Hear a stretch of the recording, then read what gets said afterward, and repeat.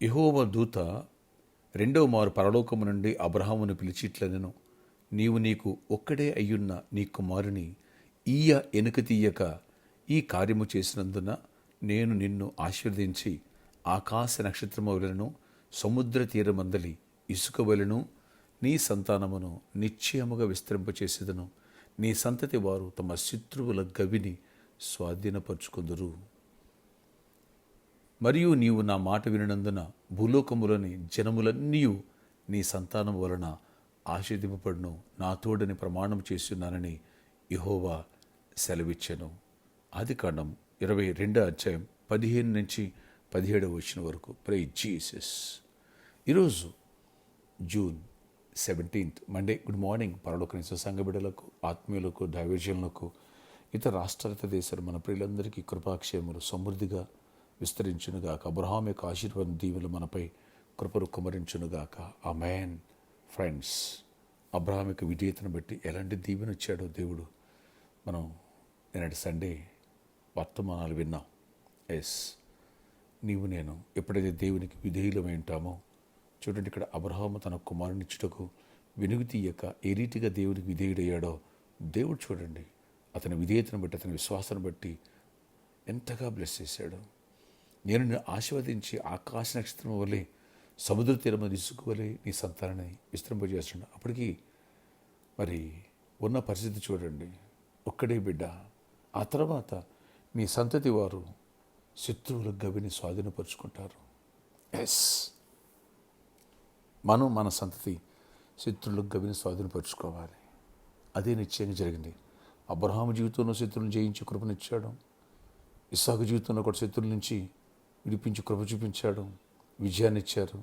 అలాగే యేసుప్రభు అబ్రహాము సంతానం శత్రువుల గవిని స్వాధీనపరుచుకున్నాడు. ఆయన వచ్చి పాతాళము దాని వశంలో ఉన్న వాటన్నింటి కూడా స్వాధీనపరుచుకున్నాడు. ఆయన అపవాదిని వాడిని కోరలు తీసేశాడు దేవుడు, తలచేత కొట్టాడు దేవుడు. చెరగా పట్టుకెళ్ళిపోయాడు ఆయన. సాతాను చేతుల నుంచి బందీలుగా ఉన్నటువంటి వాటిని విడిపించేశాడు దేవుడు. వాడిని నిరాయుధులుగా చేశాడు దేవుడు. శత్రువుల గవిని స్వాధీనపరుచుకొని నీకు నాకు స్వాస్థ్యాలు, దీవెనను, ఆశీర్వాదాన్ని, కృపనిచ్చి అధికారాన్ని ఇచ్చాడు. ఇదిగో పరలోక రాజ్యం తాళు చెవి నీకు ఇస్తున్నాను, శత్రు బలవంతుడు మీకు అధికారం ఇస్తున్నానని చెప్పాడు దేవుడు. మీ ఎదుట పాతాళలోక ద్వారా నిలవలేవన్నాడు. ఆ రీతిగా దేవుడు శత్రువుల గవిని స్వాధీనపరిచాడు. ఫ్రెండ్స్, నీకు కూడా శత్రువుల గవిని స్వాధీనపరిచే కృపనిచ్చి విజయాన్నిచ్చునుగాక. విధేయత కలిగినావా, విశ్వాసం కలిగిన అంతా విజయమే. దేవుడి వాగ్దానం తన వెనుకలో నెరవేర్చునుగాక. ఆశ్చర్యకడ నీ కొందనాలు. ఈరోజు నీ కృపనిచ్చిన సండే గొప్ప విజయాన్ని ఇచ్చావు, వేలాది మంది నడిపించావు. జాబ్ని బట్టి జాబ్స్ ఇవ్వండి, జాబ్స్ నుండి హైక్స్ ఇవ్వండి. బిజినెస్ పీపుల్ కూడా దీవించండి. రక్షణ పొందిన కూడా రక్షణ పొందిన వారు నీలో స్థిరపడాలా, రక్షణ పొందిన రక్షణ పొందాలా. నాయనా, అన్ని విషయాల్లో విశ్వాసం ఎదగాల, నీకు ఇష్టంగా జీవించాలా. ప్రతి వ్యాధిని మీరు గద్దించి విడుదలచ్చి కృప చూసి స్వస్థపరచండి. యేసు నామములో స్వస్థత కలుగును. బాధ్యతకరంగా స్వస్థపరచండి. ప్రతి ఒక్కరిని స్వస్థపరిచి దీవించండి. ప్రతి ఒక్కరికి ఆరోగ్యం, క్షేమాన్ని ఇవ్వండి, సమాధానం ఇవ్వండి. అబ్రహాములని విశ్వాసం, విధేయత, అంతేకా దీవెనలు, ఆశీర్వాదం మాకు ఇచ్చి శత్రువుల గవిని స్వాధీనపరచుకోవాలి. ఏ శత్రువు ముందు నిలబడకూడదు. ప్రతి సమస్యను సాల్వ్ చేయండి. సమస్తము మా పాదాల కింద ఉండాలి. శత్రువులు నైనా శత్రువులు అయితే నీకు భోజనం సిద్ధపరుస్తాను. అలా మీరు కృప చూపించి గొప్ప కార్యాలు చేయండి. మ్యారేజ్లో వారు గర్భాలు పొందాలి, గర్భిణీ స్త్రీలు క్షేమ సుఖ ప్రసవాలు పొందాలి.